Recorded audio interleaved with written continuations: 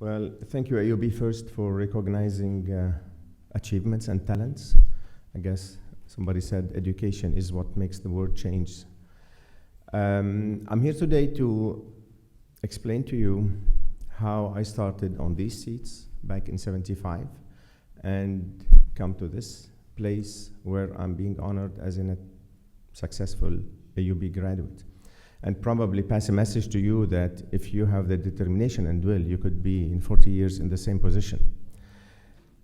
Technica, well, I'll skip the part where I was at AUB. Where do you?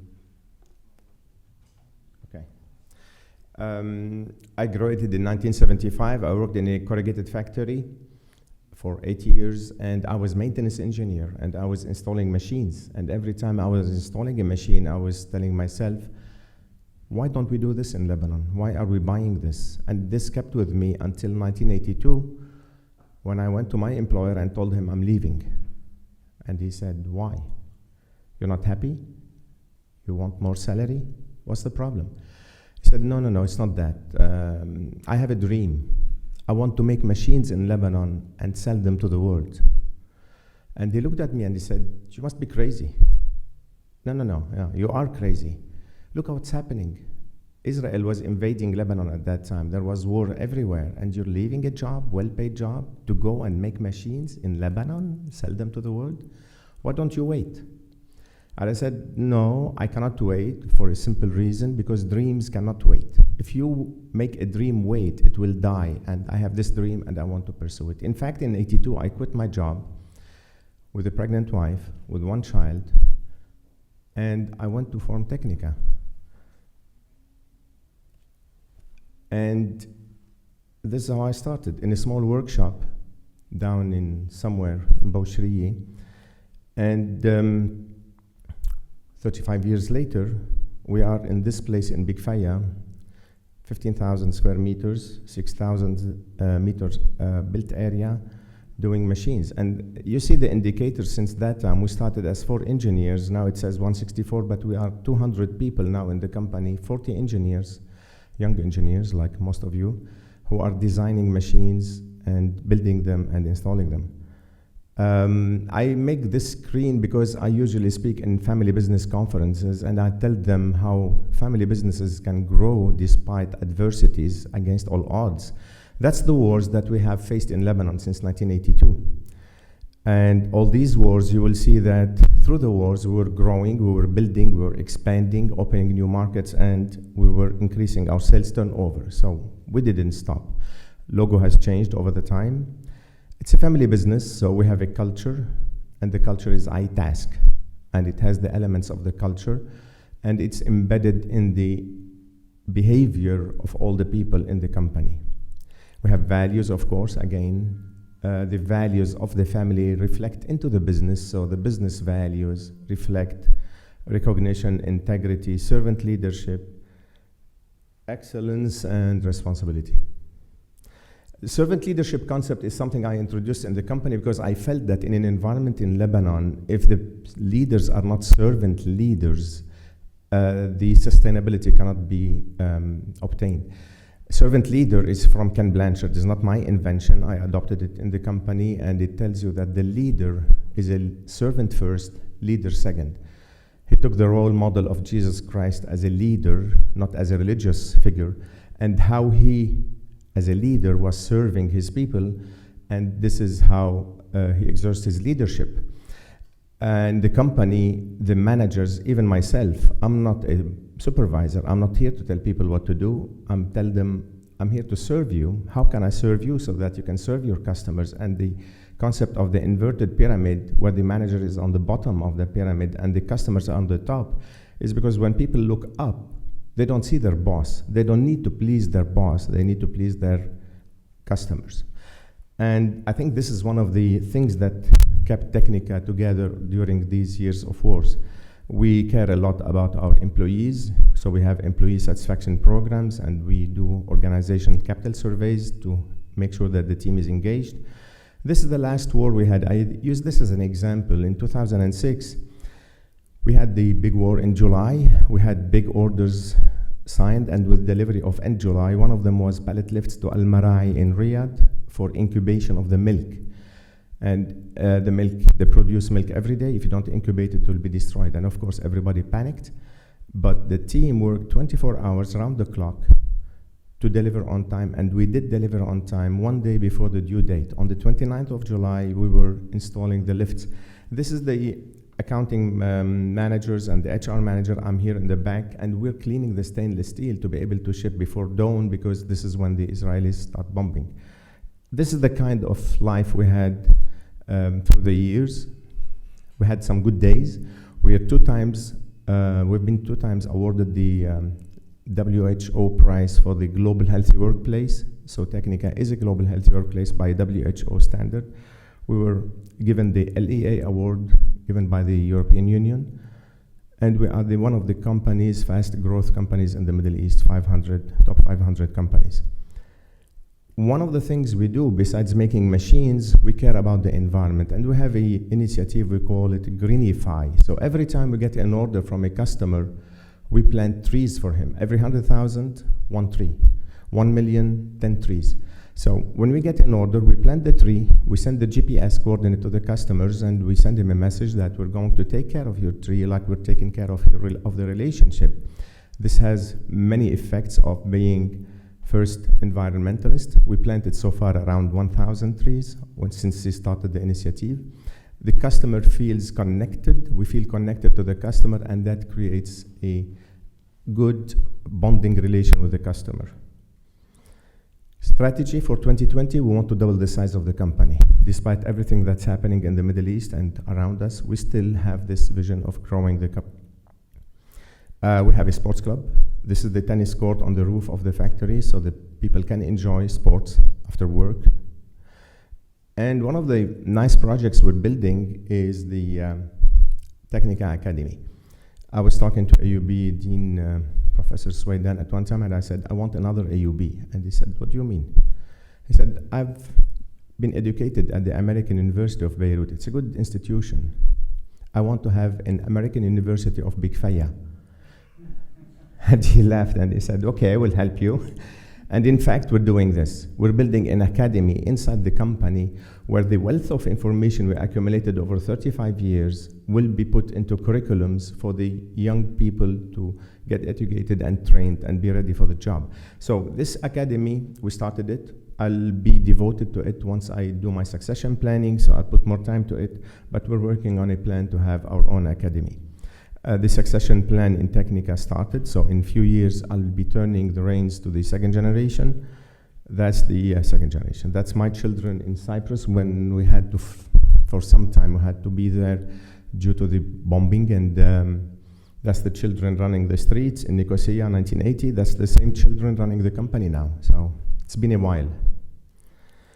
That's our leaders, our HODs. We're developing them to be good leaders, servant leaders, and we have a lot of workshops that we do weekends, and we go out and we do situation leadership workshops. The profile of the company, the mission is to make automation system and conveyors, and we're everywhere in the Middle East, so we have branches in many places. Our customers are mostly multinational companies who can allow or can afford automation systems, expensive systems. Our growth, besides the years 2010, 2011, where there was a financial crisis, we've been growing despite the war, so this is our growth curve. It's look at it, needs to be updated till to date. It's not updated. Our factory is really integrated. We do everything. We do the plate making, we do the components manufacturing, so we have floors and we have divisions to do the mechanical components. We do assembly. Here we're assembling 6 robots in a row and getting the production from the different production lines, palletizing them and sending them to the warehouse automatically. Another assembly floor with the engineering offices facing the assembly floor. We do our own electrical panel, electrical softwares, electrical wiring, everything is done in-house. Our engineering and operations department. We have a research center, so we also do research like you students. We're developing now, I was telling Professor Sami, we're developing a 2-axis robot to be manufactured in Technica instead of buying it. So we will be making the robot itself. We do our engineering on 3D drawings, and we are CE certified by TUV. Some of the projects we're installing, this is the organization chart of the company. You're not interested in that, but we are 200 people now. We have an ISO process, and we have our own server room with all the data on the server. We're OSHA 18001 certified for the safety of the people. And the solutions we do, basically, what we do is we do conveyors. All type of conveyors for primary product, secondary product, pallets, and for heavy loads and industrial lifts. We do accumulation tables. Again, this is for automating factories. We do packers. We do palletizers of all type, robots and conventional palletizers. There's a video I can show you later if you're interested. We do crate system for dairies, where we distribute the crates automatically to the production lines. And we do automatic truck loading systems, where we load the trucks in 4 minutes instead of loading it in 30 minutes. That will increase the turnover of the trucks in the factory. We have a division for optical recognition, and we do inspection systems using cameras. We do factories for glass. Some of our partners in automation from Europe, some of our conveyors. This is installed in PNG in Cairo. It takes the production from all the lines into the warehouse automatically via overhead conveyors and spirals. Some projects we've done in Jordan, in Marai.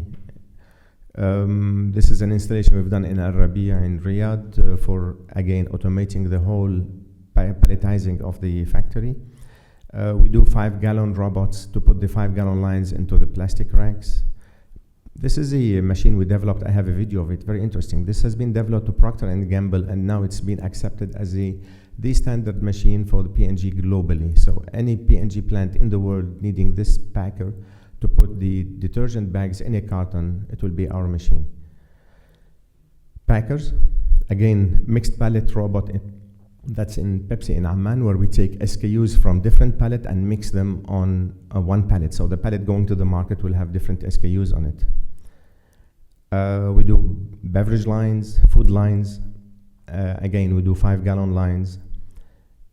Petrolube, we are in Petrolube, and this is our partners. When we integrate a full line, we don't do everything. We do the conveyors and the handling equipment, but we buy the fillers and we buy the labelers from European suppliers. And I'm showing you here some photos of some projects. We've done a 80,000 bottle per hour water line in Riyadh, Nova, glass line for Nestle here in Lebanon to fill carbonated water in glass, Pepsi. Mayonnaise line in Al Bekaa Valley, we've done this. This is to fill mayonnaise. This is for Arla Food. It's a huge accumulation table, 40 meter by 4 meter, to cool the cheese naturally without any forced cooling in 2 hours. We created recently a robotics division where we are partners with ABB. This is our first palletizer. We've done it in 1994, and it's still running. The guy is still happy. It's installed in Al Amoudi in Jeddah. This is when we started thinking of palletizers, but since then we moved into robotics, and we signed a channel partner agreement with ABB. So now we are integrators to ABB. We use their robots and we do solutions for them. We installed so far, now it's 56. I think this is all. So far we've installed 56 robots in the area, and we do the service for the robots, continuous 24-hour monitoring of the robot via GPS.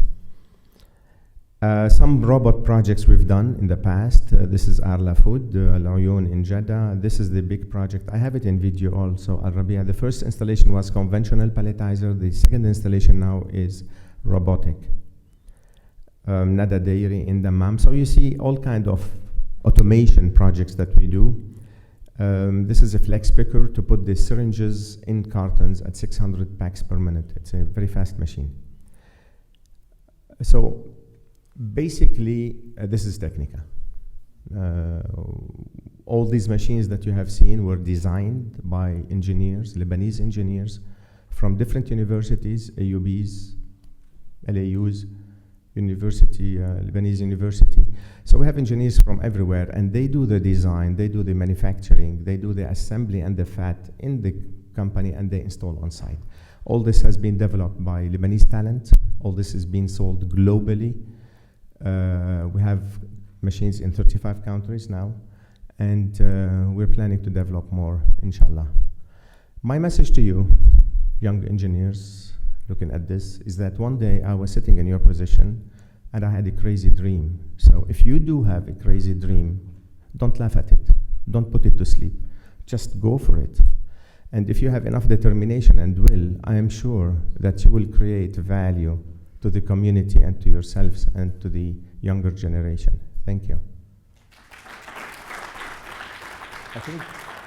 I think I have 1 minute to show you just the one robotic installation, right? You tell me. Yeah, it's fine. Yeah. Sure. Where do I find it? I think yes. It was here, here. The robot? Yeah. Those are palletizers? Yeah, yeah. Well, there's the two, so we can take this one. This one? I want to show you something that was developed by our young engineers. This is Arabia in Riyadh. We've taken all the cartons from the production hall.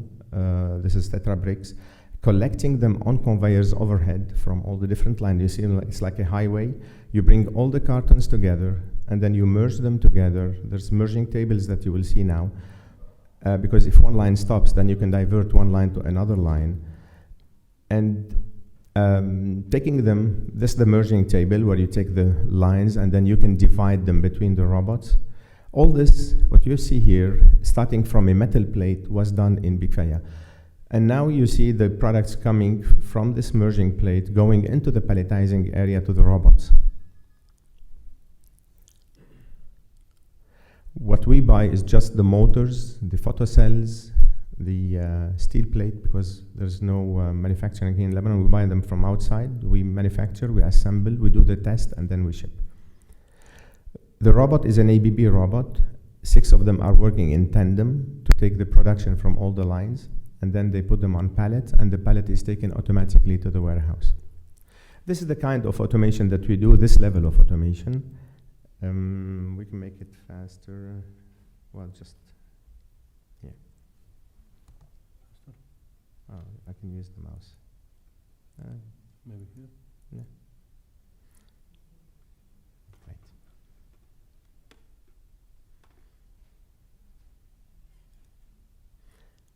Here you're feeding the pallet automatically. The pallets come in stacks, so we take them one by one and feed them to the different robots as needed on transfer cars.